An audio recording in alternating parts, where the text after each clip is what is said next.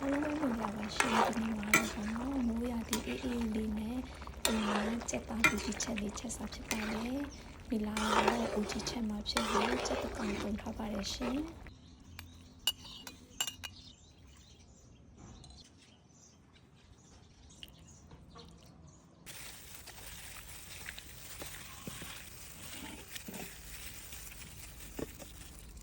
ဘူးတီးကိုလည်းပေါ့နော်တန်ဆင်ပြီးပြီဆိုရင်တော့အနည်းတော့အသုံးလေးတွေကိုပြင်ဆင်ထားပေးလိုက်ပါတယ်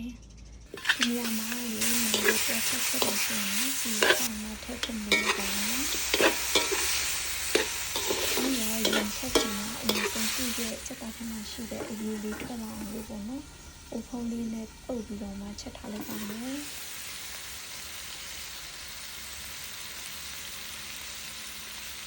အဲ့လိုလေးလာပြီးဆိုရင်တော့ဒီလိုလေးအရေးထည့်ပြီးတော့မှဆက်ပြီးတော့မှချက်ထားလိုက်ပါမယ်နော်ဒီရဲ့ချက်သားလေးပမာချက်ဖြစ်တဲ့အတွက်ကြောင့်မို့တော်တော်လေးကိုမှာပါနေလာတော့အချိန်လေးတော်တော်လေးယူမှချက်လိုက်ရတယ်ပေါ့နော်ချက်သားလေးလည်းနီးလာတဲ့အနေထားမှာဆိုရင်တော့ဒီမှာလို့ပြင်ဆင်ထားတဲ့ဘူးဒီကိုထည့်မယ်အရက်ပါတော့စားလို့တဲ့အတွက်ကြောင့်မို့စားနည်းနည်းလေးထည့်လိုက်ပါတယ်ပြီးတဲ့အခါကျရင်အုပ်ဖုံးလေးဖုံးပြီးတော့မှသူ့ကိုပြန်ပြီးတော့မှချက်ထားလိုက်ပါမယ်ဒီရောချက်သားရောချက်သွားပြီးဆိုရင်တော့နောက်ဆုံးမှာပစင်းရည်လေးကိုထည့်လိုက်ပါမယ်ရှင်အခုဆိုရင်တော့အေးအေးလေးနဲ့ပူပူနူးနူးလေးနဲ့တကယ်စားချင်စတဲ့ဖြစ်တဲ့ချက်ပူပြီးချက်လေးရပါပြီရှင်